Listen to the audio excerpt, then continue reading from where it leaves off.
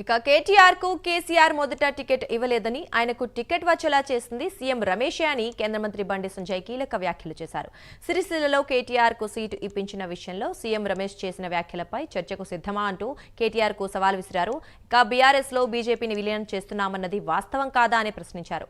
తాము ఆ పార్టీని విలీనం చేసుకునే ప్రసక్తే లేదని స్పష్టం చేశారు.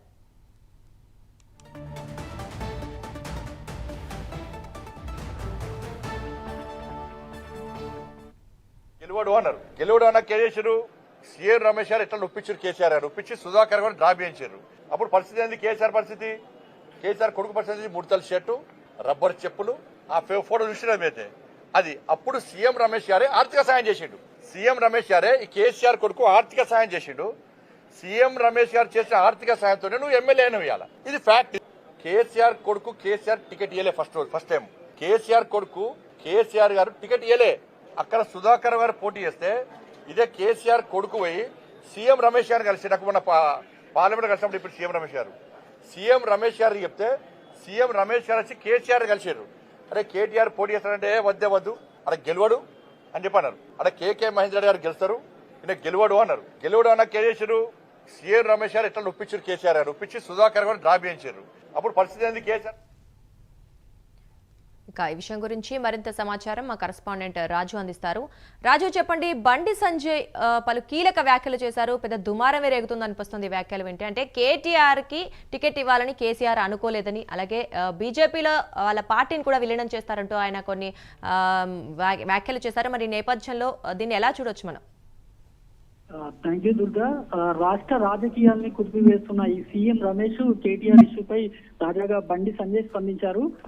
ఈ సందర్భంగా బీఆర్ఎస్ వర్కింగ్ ప్రెసిడెంట్ కేటీఆర్ పై అయితే బండి సంజయ్ కీలక వ్యాఖ్యలు అయితే చేశారు.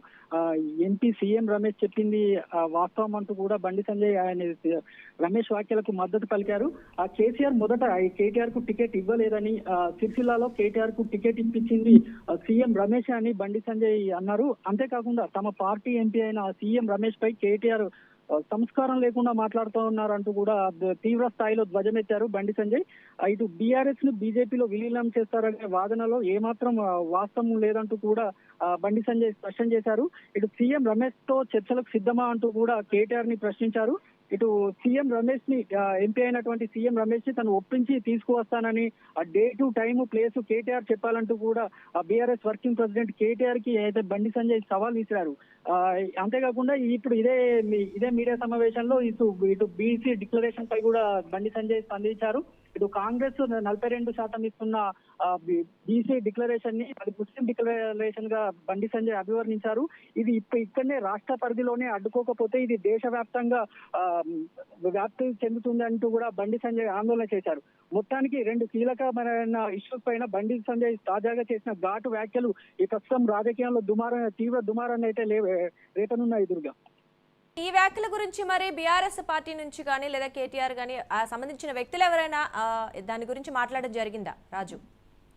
ప్రస్తుతం మనకున్న ప్రాథమిక సమాచారం ప్రకారం ఈ అంశంపై ఇంకా బీఆర్ఎస్ నేతలు ఎవరు స్పందించట్లేదు. ప్రస్తుతం కేటీఆర్ వరంగల్ పర్యటనలో ఉన్నారు. ఇటు తాజాగా అంటే ఇదివరకే జగదీష్ రెడ్డి బీఆర్ఎస్ నేత జగదీష్ రెడ్డి ఎంపీ రమేష్ వ్యాఖ్యలపై స్పందించారు. ప్రస్తుతం బండి సంజయ్ వ్యాఖ్యలపైన మాత్రం ఇంతవరకు ఏ బీఆర్ఎస్ నాయకుడు మాత్రం స్పందించలేరు. Thank you Raju.